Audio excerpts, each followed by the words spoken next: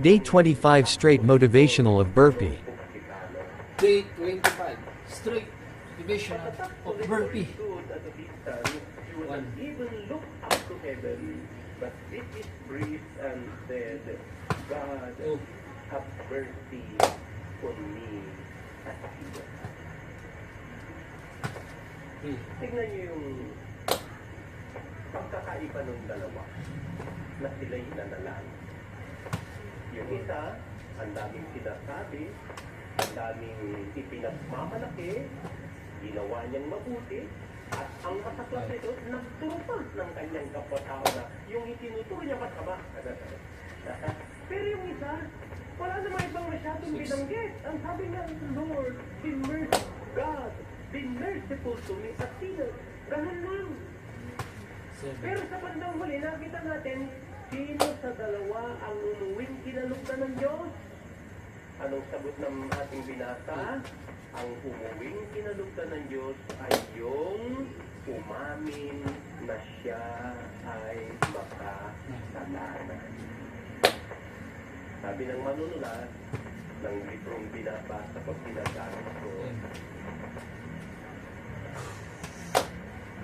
hindi lang siya humingi ng bagay na anuman, kundi ang hiningi niya'y habang sa iliya. He did not ask just for something, sabi niya, but he asked for the right thing. Anong hiningi niya? Hindi bagay-bagay, kundi tama ang hiningi niya sapagkat ang hiningi niya ay kapatawaran sa kasalanan at justification sapagkat alam niyang siya ay makasalanan. Amen? Palakpakan natin ang Panginoon. Tatanungin ko kayo, ha? Kung kayo ba may utang sa inyong kaibigan at matagal ng utang niyo, at wala na kayo talagang pambayad, gusto niyo talagang ma-sweldo, ha? Anong gagamitin yung mga pananalita o kataga pag lumapit kayo sa kaibigan yung inutangan nyo para kayo ay totoong makatawad na niya at makalimutan na niya at kalimutan niya na ang utang niya?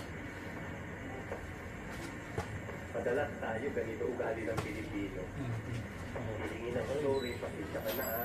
Ang dami kong singin, may mga pinagasusan ko, dapat kaya hindi mo na kita nabayaran.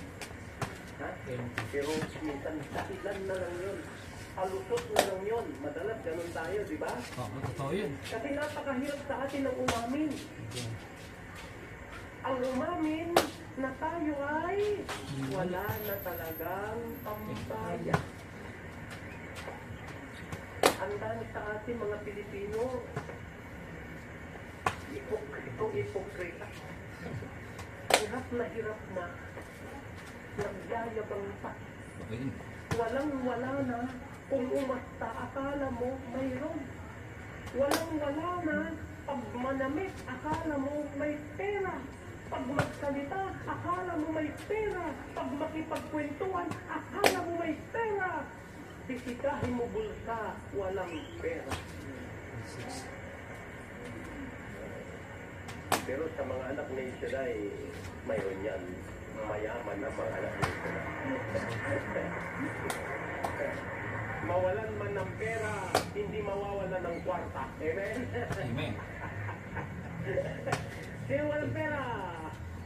Pero may kwarta.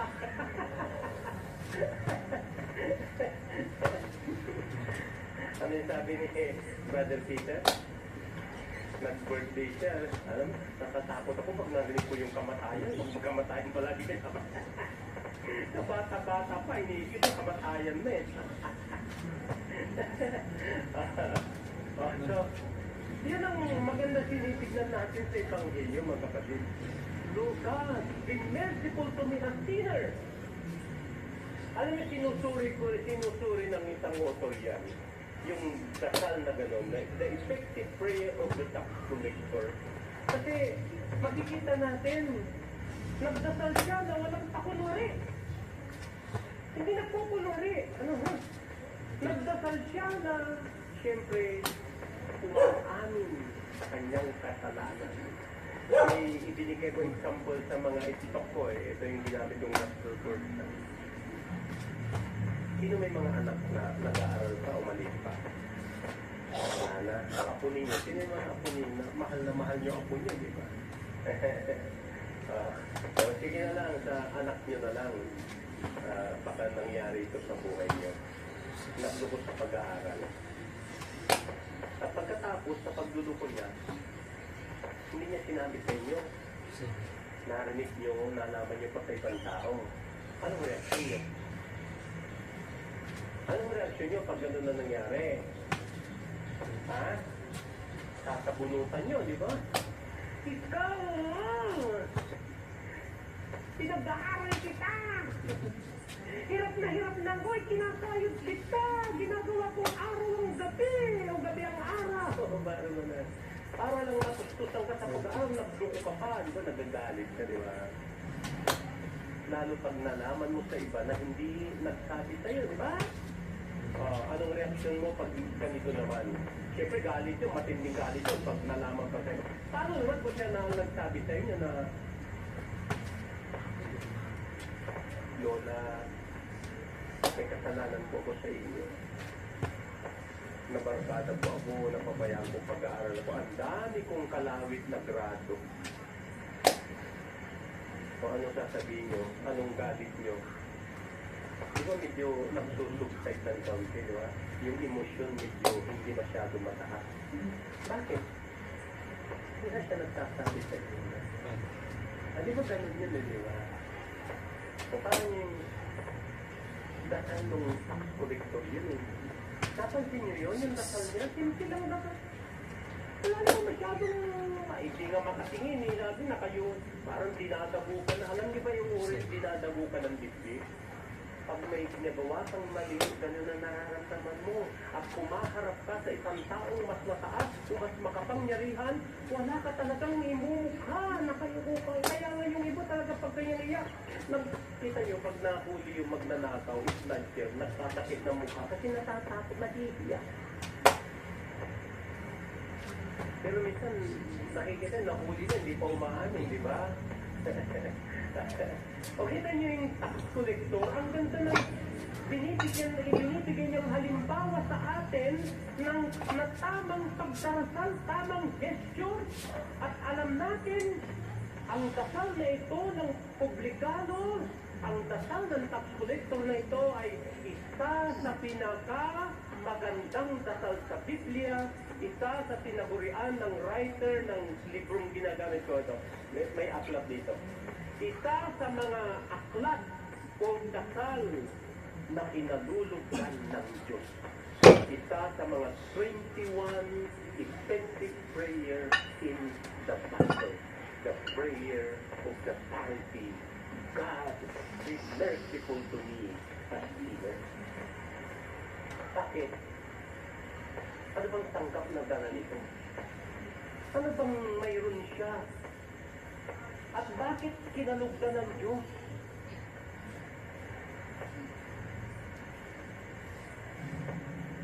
Aalamin natin, ha?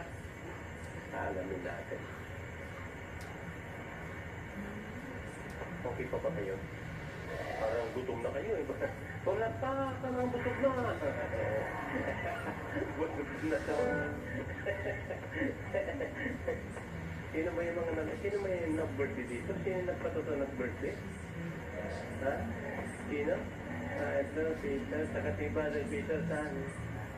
Uy, pa-burger naman kayo.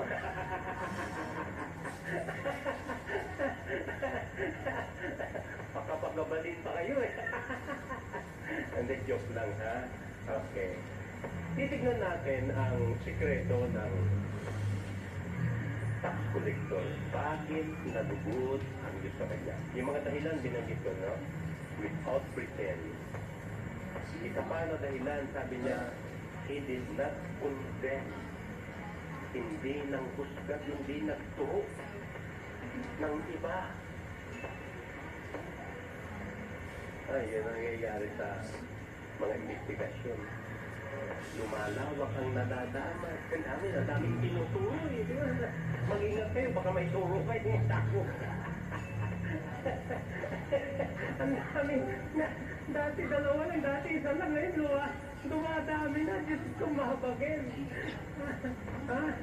Dadami, nagtuturuan. Iwasan yan. Pag nagdadasal, huwag na kayong magturo ng sinong may kasalanan. Pinakamaganda, ikaw na lang ang umako. Amen? Totoo na, maganda yung magdasal na inaako mo ng Lord, ako nagkasala ako, umaamin kayo. So, he prayed, he did not condemn. At syempre, hindi niya pinagmamalaki yung kanyang pagiging, hindi siya self-righteous. So, alam natin. At alam din natin na sa pamamagitan nito, Oleng, kapag ang tao parang sarado ng ilaw sa kwarto. lumululog sa Panginoon at nananalangin Turn off mo yung ilaw sa kwarto. walang pagmamalaki, walang pagdilabang, ang sinabi ng ating Ebanghelyo, umuwi siyang justified because dahil sa panalangin niyang umamin siya sa kanyang kasalanan. Okay. Sa puntong ito, may tatlong edge tayong matututunan, tatlong edge na magandang igawin natin kapag nagdadasal tayo.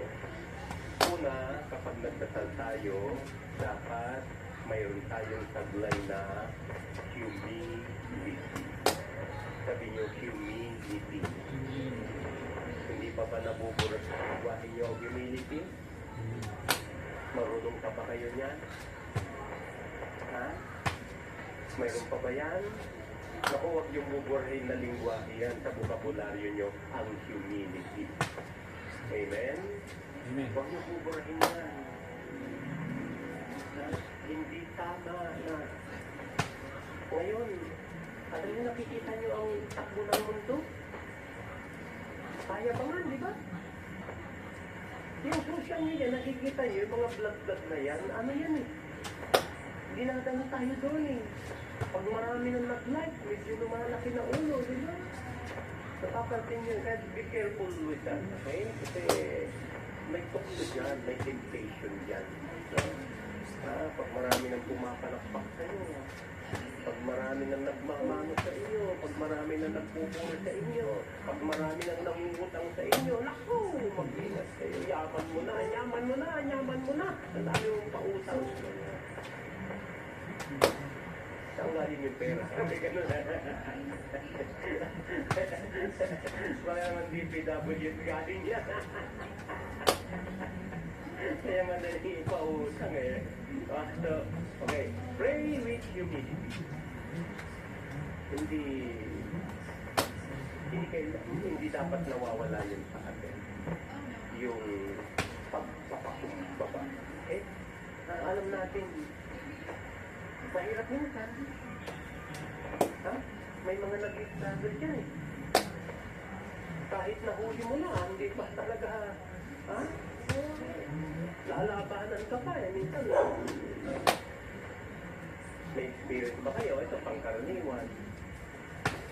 Yung mga gawa-gawa utang-utang na yan sa kaibigan nyo, kapag sinisingil mo nga, sa pangkalit, eh, minsan parang nakakatakot din magpaunang kasi pag narinig ka, parang ikaw pa masama.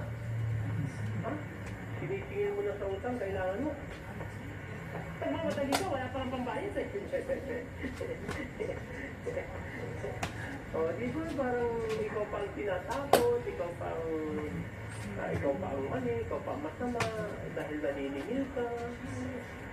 Kasi bihira na yung taong nagpupusa ngayon na alam niya yung obligasyon niya, bihira na yung pupusa. Tatanong ko kayo ba, wala kayong utang, kaya hindi niyo alam yan. Mayroon gayon kayo? Sino may utang? Magkusa kayo magbayad. Kasi hindi magandang imahe yung pinagigita natin pag anak tayo ng Diyos. Okay? So, kung wala, edi makiusap muna kayo, syempre. Pagpapakumbaba yun eh.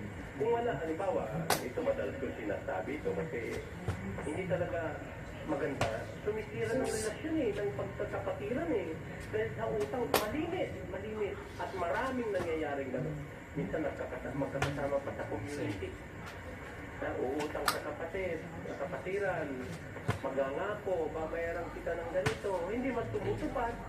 Ang masakla dito, pag inaasahan mo na, hindi man lang makapakita, a-absent sa prayer meeting, siyempre, masaklap yan, pag doon sa ambil, kakilala mo, pag nangutang, katabi mo, pag bayaran na, ang layo ng upuan nandun sa likod. Ang hirap, di ba? Nagawa, dapat maganda, aminin mo talaga. Kung wala kang pambayad, ako, isasuggest ko sa inyo, halimbawa ng senaryo ito, halimbawa, may nakompromiso ka. O tayo mismo na dito, may inuutangan tayo, hindi tayo makabayad. Kung wala kayong means, siyempre tawagan nyo. Sorry kayo. Pero mas maganda, kasi madalas ang ginagawa natin kasi pangutang personal, di ba? Ang hirap kayo mangutang sa text. Di ba? Nagagawa ba na? Pero ginagawa ng iba yan, di ba? Ipagikas mo na lang. Pero hindi proper. Lalo na kapag malakiwan ka. Dapat nakikipag-usap ka personal para makita kung sincero ka sa gagawin mong pangangakong mangungutang ka. Kailangan mo talaga. Masisinsay yan ang hinihiraman mo di ba? Pag magbabayad ka at wala kang pambayad, hindi sapat yung i-text mo, hindi sapat tawagan mo, mas maganda puntahan mo. Makiusap ka talaga. Yan, kababaan yun. Makikita naman yan yung tangan mo kung wala ka talaga pambayad. Gagawaran ka, sige, okay lang. Malay mo, bago ka umalis, pwede ka pang magpadagdag ng utang, baka dagdagan pa sa'yo. So sabi niyo, humility. Mahalaga yun sa yung kababaang loob na tinatanggap natin na may mali tayo. Hindi madali sa iba yan. Sa totoo lang, hindi madali sa iba. Lalo na pag nasa taas,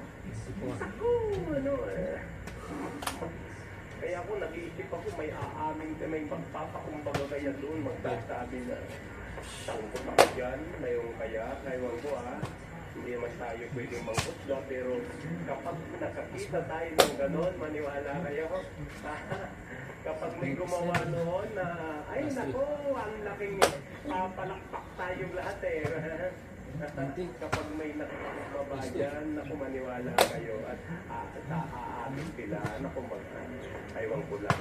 Okay, so, isa sa mga sangkap or dimenor na kailangan na ng isang taong nananalangin, kailangan at natin ang humility. Okay? Kababaang loob. Sa mga maliliit na problema, para hindi lumaki, mag-sorry na kayo. Sabihin nyo, pasensya ka na nasaktan kita at nagkamali ko kanina ng sagot. Di ba? Hindi naman yun Kapag Kristiyano ang kausap nyo, madaling magpatawad din ng Kristiyano. Amen? Kasi ang nagbibigay sa atin ng grasya, yung habag ng Diyos na ginawad sa atin, ay nagagamit natin yan para tayo rin ay magpatawad sa iba. Amen? Palakpakan ng Panginoon. Amen. So, kailangan may humility. Isa sa asal na ikinatuto at ikinalulubot ang Diyos kapag tayo ay nagdarasal. Nandun yun sa dasal ng publikano at or tax collector. Ano yung dasal niya? Mahabag ka po sa akin, Panginoon. Ako'y makasalanan. Bihira nga ngayon ang nagpapakumbaba. Okay? So, yan, mahalaga yan na isaalang-alang natin kapag tayo ay magdadasal.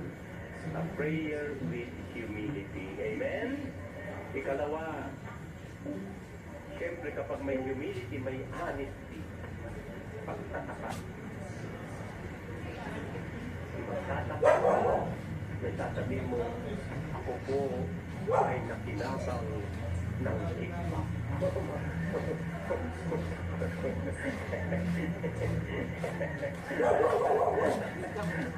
Mabigat yun. Ha? Pero hahanga ang tao sa'yo pag ginawa mo yun. Sa mga pamilya, sa asawa, halimbawa sa anak na lang, may mga anak pa bang umaamin? Like you, be strong to hold the powers of the sun.